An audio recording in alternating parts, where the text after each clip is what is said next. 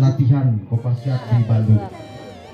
Mungkin suatu saat saudara-saudara saya yang di sini yang main ke Bandung mungkin bisa hubungi saya biar kita main ke rumah. Walaupun rumah saya tidak seperti orang kaya, tetap kita main ke rumah saya. Baik, saya akan menceritakan beberapa pengalaman dari awal saya mulai untuk menjadi seorang TNI. Memang itu tidak mudah, tapi memang kita sebagai orang rohani kita harus mengucap syukur. Apapun yang diberikan Tuhan kita harus banyak-banyak bersyukur. Yang seperti khotbah Pater tadi yang tadi bisa, Tuhan bisa berubah yang tidak mungkin menjadi mungkin. Tapi tergantung kita pribadi masing-masing, kita harus berusaha dan berdoa. Kalau kita berdoa tapi tidak berusaha, mungkin semua tidak bisa terjadi. Ada satu pengalaman bukan satu pengalaman, ini pengalaman yang memang saya alami waktu saya seleksi pusat. Karena kami waktu itu berangkat dari UPA, kami ada 14 orang. 14 orang. Rencana yang diambil cuma 8 orang. Pas kami sampai Solo, ada teman saya, orang Kupang juga. Dia tiap hari tanya saya terus, "Hen, yang bawa kamu siapa?" Saya bingung. Waduh, keluarga saya seperti itu, yang bawa saya siapa? Jenderal Second Agung tidak ada kan? Mohon maaf ya, bukan kita mau ini. Tapi saya bingung, saya tidak mau jawab. Tapi beberapa hari dia tanya terus. Tapi lama-lama saya bilang, "Bro, yang bawa saya itu bintang 7. Dia bilang, "Bukan, bintang 7 itu obat sakit kepala." Lalu saya bilang, "Iya, Kang, Tuhan itu bintangnya lebih tinggi dari Panglima. Semuanya tidak bisa mengalahkan." Tapi dia langsung ngomong ke saya, kata terakhirnya, "Bro, zaman sekarang kalau pakai nominal, cuma percaya sama Tuhan, tapi tidak pakai nominal, mustahil bisa lolos." Saya bilang, "Ayo kita buktikan." Saya bilang, "Ayo kita buktikan." Tidak apa-apa, saya pulang pun saya bersyukur. Saya masih diberikan kesehatan, keluarga juga masih sehat kan. Tapi saya sebagai manusia saya harus berusaha. Kami pun melaksanakan seleksi seterusnya. Dan pada saat pengumuman kan waktu itu pengumuman saya itu tidak dibacakan, tapi dibagikan amplop seperti surat cinta. Pemilihnya suruh kita dihitung 1 sampai 3 baru buka. Saya waktu itu kalau saya berdoa saya sering sedih, saya tidak tahu nasib saya seperti apa. Tapi waktu itu saya mau buka amplop saya merasa saya senang, saya tidak ada rasa sedih karena saya percaya apapun yang diberikan Tuhan saya harus mengucap syukur. Saya buka lihat kata-katanya, "Saudara Heribertus Malo, Anda melanjutkan pendidikan." Saya mau menang juga tidak bisa, mau ketahui juga tidak bisa. Saya merasa saya sangat bersyukur. Sedangkan teman saya yang seperti tadi dia sampaikan bahwa kita kalau cuma percaya Tuhan tapi tidak bawa apa-apa, mustahil. Saya nengok ke belakang pas dia duduknya di belakang saya. Dia menangis, saya pikir orang ini bangga, mungkin siapa tahu terharu kan. "Bro, kemana? Udah jangan nangis, cukup sudah." Sebelum itu langsung dibilang, "Sorry bro, kamu lanjut, saya pulang." Wih, mana yang bawa itu yang nominal banyak-banyak itu? Jangan ngomong sembarang. Apapun yang kita bawa, mau apapun, ya kita yakin dan percaya Tuhan itu segalanya. Memang kita tahu nominal itu adalah kebutuhan kita sehari-hari. Tanpa itu mungkin kita tidak bisa membeli apa-apa. Tapi Tuhan itu adalah, pikiran saya, Tuhan itu adalah dasar bagi saya. Saya dengar khotbah Pater tadi bahwa sesuatu yang tidak mungkin Tuhan akan berubah menjadi mungkin. Dan terus adik saya yang Johannes, dia waktu itu sampaikan ke saya, "Kakak, saya mau tes tentara." "Oh, mau tes tentara?" "Ya sudah, kamu tiap hari olahraga. Tapi ingat, saya tidak punya uang untuk kasih kamu masuk tentara, tapi kamu harus berdoa dan berusaha. Kamu harus andalkan Tuhan. Kamu jangan bilang, 'Kamu tentara terus kamu harus lulus.' Tidak, kamu harus berdoa." Saya yakin memang doa orang yang berusaha itu akhirnya diterima sama Tuhan. Dan adik saya juga lulus. Padahal bapak saya, kami mungkin rumah baru jadi, mungkin kelihatan bagus. Dulunya itu bukan seperti ini. Mungkin dibilang jauh dari sederhana, tapi kami sebagai anak-anak kami berusaha walaupun orang tua kami seperti ini.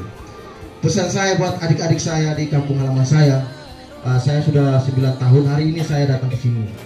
Saya mohon dengan sangat kita harus berjuang. Orang tua kita seperti apa, kita anak-anak sekolah, apalagi sekarang sekolah sudah dekat, itu udah kita berusaha sekolah, pendidikan itu penting. Tidak harus jadi tentara, jadi perawat, jadi suster, jadi pastor, jadi pendeta, itu penting. Kita harus belajar. Dan kita belajar pun tidak harus jadi orang, tapi kita harus berpikir bagaimana untuk kampung kita. Karena keluarga kita, orang tua kita, mereka cuma mengantarkan kita, mendidik kita dari bayi merawat kita, memberikan makan, memberikan sekolah. Kita nanti akan berjuang untuk ke depan. Kita tidak tahu mereka itu sampai kapan Tuhan memanggil mereka. Tapi kita sebagai anak-anak di desa Berlutu, kita harus berusaha dan berjuang. Jangan takut untuk berjuang. Kalau kita takut untuk berjuang, itu adalah orang yang gagal sebelum maju. Beri saya, orang yang takut sebelum berjuang itu adalah orang yang gagal sebelum maju. Kita harus berjuang apapun hasilnya. Mencoba dulu daripada tidak sama sekali. Jangan takut. Jangan takut dengan kata-kata nominal. Tapi percayakan Tuhan. Tuhan itu mengatakan sesuatu yang tidak mungkin akan jadi mungkin. Itu harus kita percaya itu. Dan kita harus berusaha juga. Dan saya juga sebenarnya tidak yakin kalau saya juga terpilih untuk melaksanakan penugasan di luar negeri. Saya tidak percaya sebelumnya. Dan saya pikir orang yang melaksanakan dinas luar negeri itu adalah orang-orang pilihan, termasuk abang saya ataupun kakak saya, Bang Ronald yang babinsa di sini.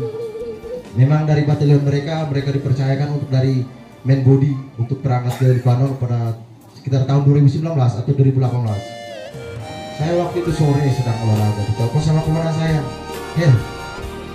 Kau mau nggak berangkat seleksi Libanon? Izin komandan, berita. Bukan berita sekarang, saya tawarin. Kau mau nggak? Saya dalam hati, ini kalau dikasih daging beta suruh makan, bahaya. Aku bilang, siap. Kalau dari komandan, saya mau. Kalau komandan suruh saya, bisa mau. Tapi saya berusaha dulu. Mau gagal atau bagaimana, yang penting berusaha dulu kan, daripada tidak sama sekali. Akhirnya ya, saya berusaha, berdoa, saya izin sama istri saya berangkat. Istri saya juga udah ikut saja, kalau tidak lulus juga tidak apa-apa, tetap kembali kita keluarga kecil kita di sini. Tapi dalam hati saya tetap berdoa, apapun itu saya tetap berdoa dan harus berjuang. Puji Tuhan, namanya kita berdoa, rezeki kita itu tidak langsung turun dari langit, tapi dengan siapapun ataupun orang-orang di sekitar kita pasti akan menolong kita dengan cara apapun. Karena itu juga lewat Tuhan. Karena mungkin lewat Tuhan itu memberikan langsung, tapi lewat cara Tuhan sendiri. Akhirnya dari situlah saya berangkat, saya bisa tahu Israel, saya bisa tahu Libanon seperti apa, saya bisa tahu ke Sungai Litani seperti yang di dalam Alkitab. Terus Salomo seperti apa, saya bisa tahu. Dan seperti di Alkitab tercatat bahwa Israel adalah tanah yang diberikan Tuhan. Memang saya lihat dengan mata kepala sendiri, Israel sama Libanon itu dibatasi dengan pagar, tapi tanahnya sama kayak di Soe Batu Karang, sama di sana. Di sana kalau jatuh itu tidak ada bilang memar, tapi jatuh itu kepala bocor. Itu kalau jahit ibu bidan bingung, ini saya mulai dari mana ini? Sama Batu Karang sama kayak di sini. Tapi saya heran kenapa ya? Saya lihat Israel sama Libanon itu kayak tidak ada musim. Dia itu kayak musimnya itu semua daun hijau semua, tertata rapi bagus. Sedangkan Libanon tanahnya sama, tapi dia tanam apapun mungkin berhasil mungkin cuma 2% yang itu, tapi tanahnya sama, airnya pun sama. Di situ di perbatasan itu kan ada air yang melintas itu, ya sama. Pertanian sini pakai air yang sama, di sini juga sama pakai air yang sama. Tapi saya tidak tahu kenapa di sini kok hijau semua, sama-sama batu karang. Kok bisa hijau seperti itu? Tapi di Libanon sama-sama batu karang, tapi sini tandus. Saya tidak tahu seperti itu. Tapi saya percaya bahwa semua itu memang Israel juga tercatat di dalam kitab suci. Memang itu adalah tanah perjanjian kita semua. Ya Tuhan begitu. Mohon maaf buat pendeta kalau saya pernah salah sedikit. Pendeta belum belajar sampai situ. Dan tadi orang mau ngomong sedikit baru kita tangkap sedikit. Itu juga kena, kalau saya kena bahaya. Ya dari situ puji Tuhan saya diberikan kesempatan saya ke sana bisa melaksanakan dinas selama setahun di sana. Setelah itu saya kembali ke Bandung, terus kami diberikan cuti selama seminggu. Saya ajak saya, ayo kita ke Kupang. Nanti di sana rasakanlah panas dan batu karang Kupang. Tapi gimana caranya? Kamu harus menyesuaikan. Baik, saya ceritakan sedikit pengalaman kan. Ini bertemu waktu itu apa ya? Agak lupa lah. Yang penting manis-manis yang diikat. Jadi waktu itu dia kerja di kesehatan di rumah sakit, salah satu rumah sakit swasta di Bandung. Jadi tahu-tahu kalau namanya orang Kupang, apalagi orang Bandung, lihat kalau si cantik pura-pura sakit.